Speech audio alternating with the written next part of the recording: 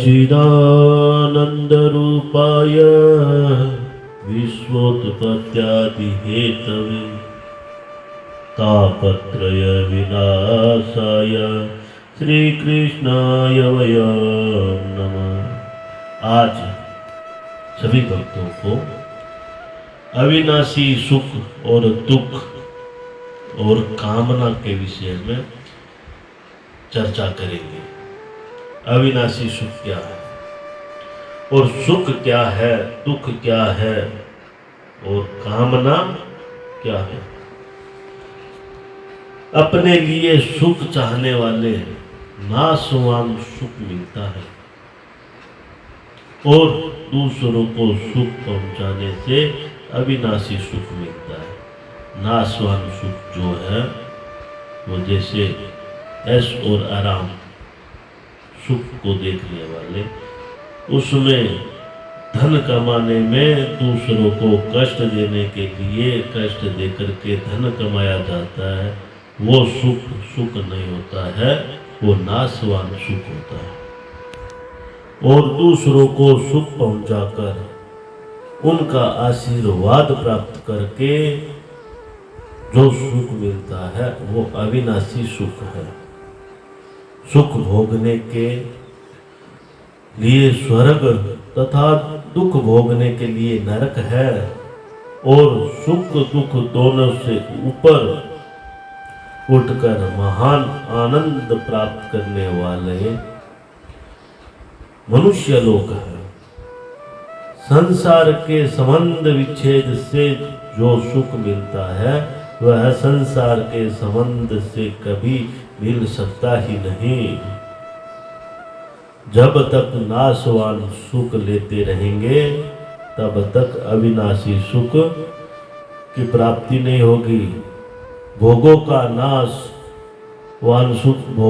नाशवान सुख तो बदल जाता है, उसका अंत हो जाता है, पर परमात्मा का अविनाशी सुख सदा सरस रहता है और बढ़ता ही रहता है।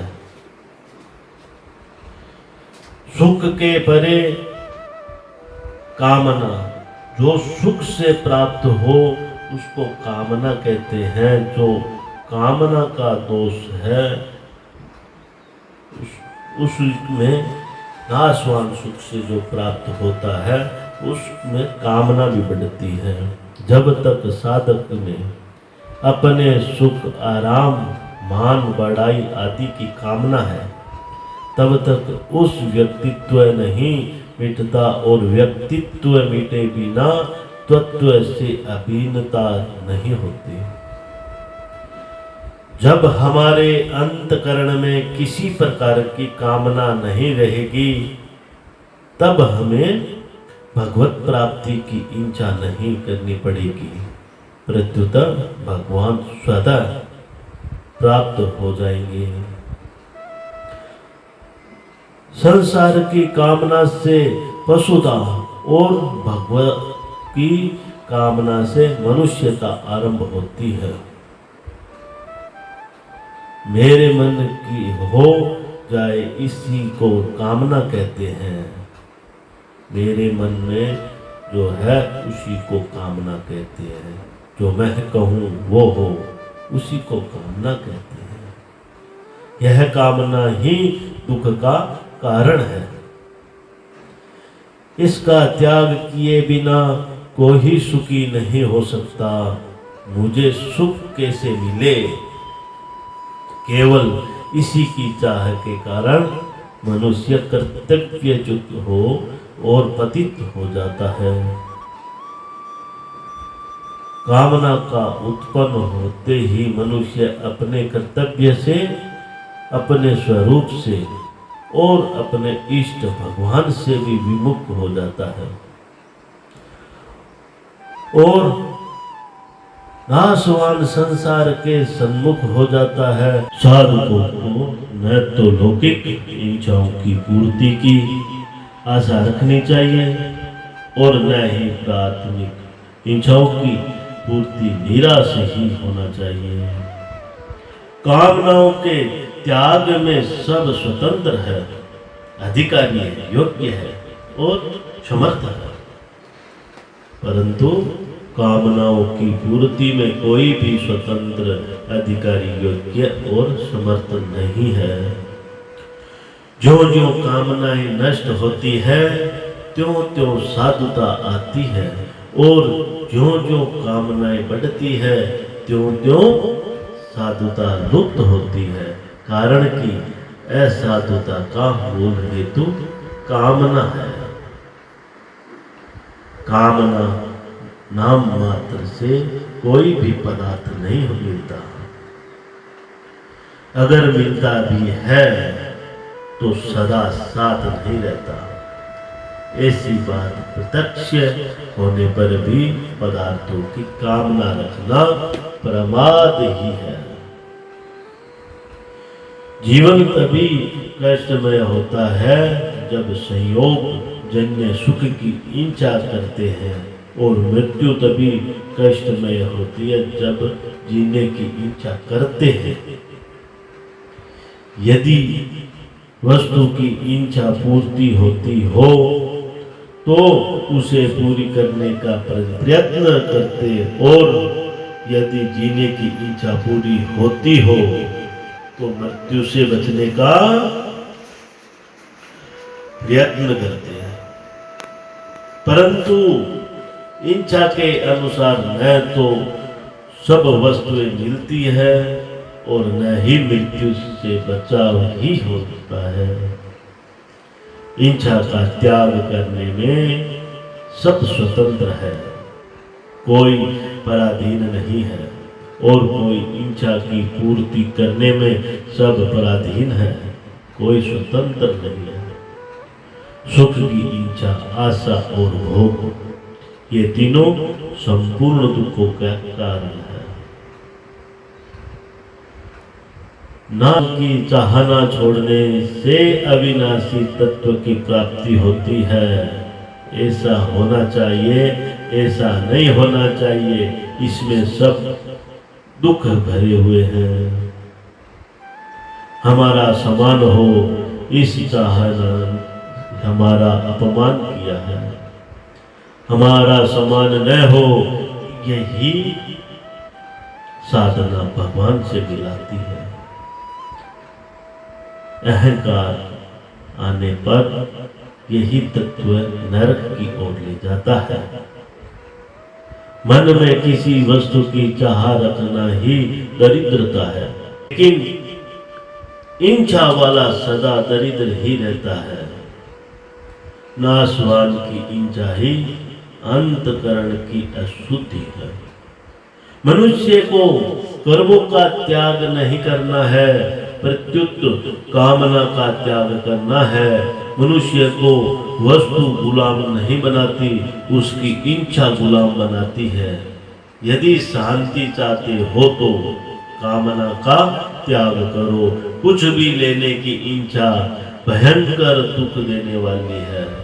जिसके भीतर इच्छा है उसको किसी न किसी का पराधीन होना ही पड़ेगा। अपने लिए सुख चाहना आसुरी राक्षसी प्रवृत्ति है। जैसे बिना चाहे संसारिक दुख मिलता है, ऐसे ही बिना चाहे सुख भी मिलता है। अतः साधक सांसारिक सुख की इच्छा कभी न करे। भोग संग्रह की इच्छा सिवाय पाप कराने के और कुछ काम नहीं आती। अतः इस इच्छा का त्याग कर देना चाहिए। अपने लिए भोग और संग्रह इच्छा करने से मनुष्य पशुओं से भी नीचे गिर जाता है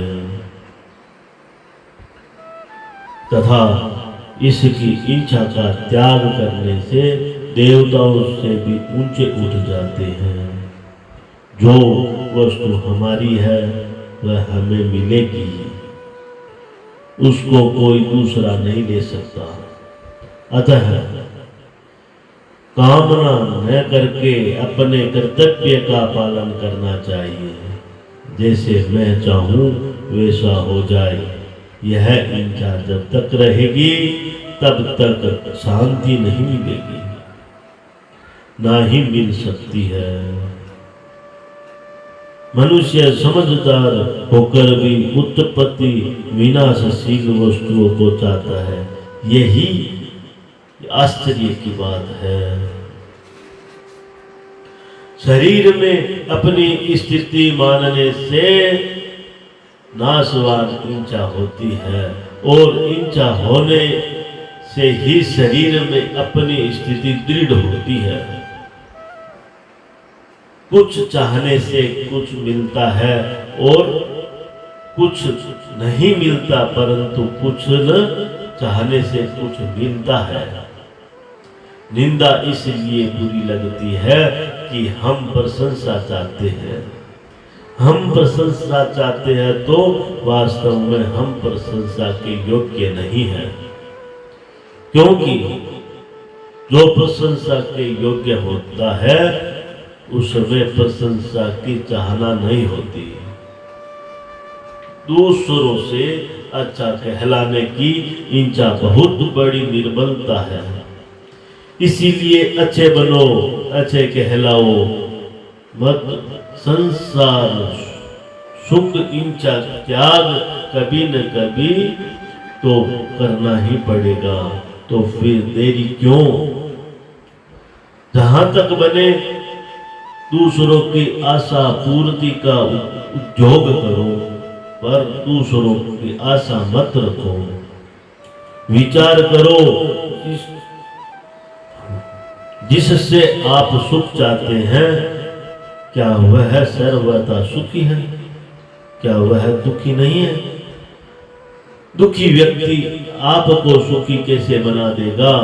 कामना टूटने से जो सुख होता है वह सुख कामना की पूर्ति कभी नहीं होती। परमात्मा की उत्कृष्ट अभिलाषा चाहने से सांसारिक अभिलाषा को छोड़ो, तो बदलने वाला संसार की इच्छा करता है, उसे सुख लेता है, वह भी बदल रहा है, अर्थात अनेक योनियों में जन्मता मरता रहता है। जिसको हम सदा के लिए अपने पास नहीं रख सकते, उसी की इच्छा करने से और उसको पाने से भी क्या लाभ? कामना के कारण ही कमी है। कामना से रहित होने पर कोई कमी बाकी नहीं रहती। कामना का सर्वथा त्याग कर दे तो आवश्यक वस्तुएं स्वतः प्राप्त होगी, क्योंकि वस्तुएं निष्काम पुरुष के पास आने के लिए लालायित रहती है। जो अपने सुख के लिए वस्तुओं की इच्छा करता है, उसको वस्तुओं के अभाव का दुख भोगना ही पड़ेगा। जिसके भीतर कोई भी इच्छा नहीं होती, उसकी आवश्यकताओं को पूर्ति प्रकृति स्वतः करती है।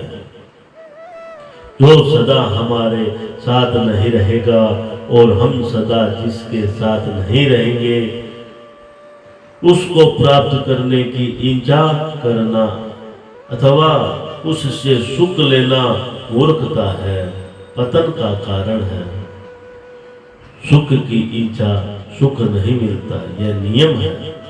चाहे साधु बनो चाहे गृहस्थ बनो, जब तक कामना कुछ पाने की इच्छा रहेगी तब तक शांति नहीं मिल सकती। अगर शांति चाहते हो तो योग होना चाहिए, योग नहीं होना चाहिए,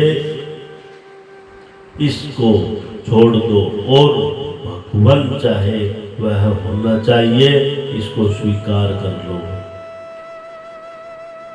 कामना पूर्वक किया गया सब कार्य असक्त है, उसका फल नाशवान होगा। कुछ भी चाहना गुलामी है और कुछ नहीं चाहना आजादी है। वस्तु के मिलने से हम अभागे नहीं है, प्रत्युत भगवान के अंश होकर भी हम आसवान वस्तु की इच्छा करते हैं। यही हमारा अभाग्यपन है। सुख की इच्छा से ही द्वैत होता है, सुख की इच्छा से न तो द्वैत है ही नहीं। जब तक शरीर को अपना मानते रहोगे तब तक हमारी कामना नहीं मिट सकती। विचार करें, कामना की पूर्ति होने पर भी हम वही रहते हैं और अपूर्ति होने पर भी हम वही रहते हैं। फिर कामना पूर्ति से हमें क्या मिला और अपूर्ति हमारी क्या हानि हुई, हमारे क्या फर्क पड़ा। आज इस जगह ही विराम देते हैं। कल का वीडियो ऑडियो कल्याण के मार्ग पर और कर्तव्य के मार्ग पर और उन्नति के मार्ग पर और एकांत में भक्ति कैसे हो, ये आपको वीडियो ऑडियो द्वारा संकेत करते रहेंगे। हमारा ऑडियो आप सुनते रहेंगे। जय श्री राम।